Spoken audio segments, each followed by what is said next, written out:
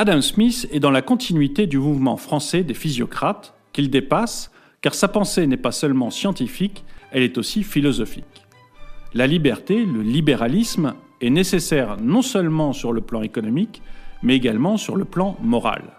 Chaque individu, en exprimant sa volonté individuelle, va contribuer au bien-être général. C'est la théorie de la main invisible.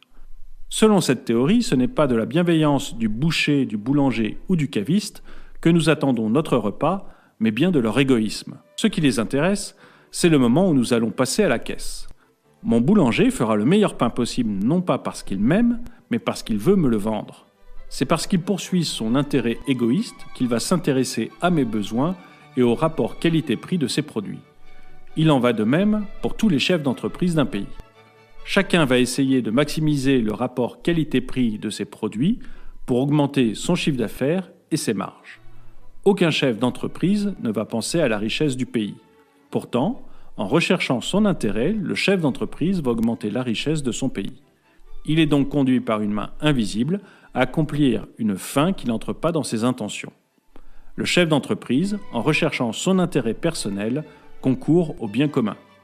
Naturellement, on trouvera toujours des patrons voyous, comme il y a des salariés, des oisifs et des politiques voyous.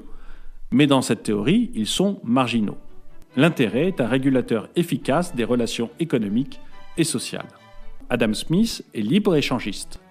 Mon boulanger fera le meilleur pain possible s'il est mis en concurrence. S'il est le seul à fabriquer du pain, son prix et sa qualité risquent de s'en ressentir puisqu'il est assuré de me vendre son produit. L'État a donc intérêt à stimuler le plus possible la concurrence, ce qui aboutit au libre-échange.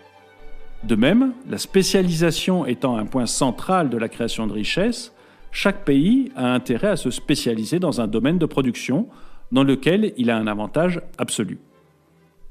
Adam Smith a une réflexion très aboutie sur le rôle de l'État. Celui-ci doit veiller à ce que sa fonction publique ne soit pas corrompue, à ce que la paix règne à l'intérieur et à l'extérieur de ses frontières, et à ce que l'impôt soit le plus faible possible.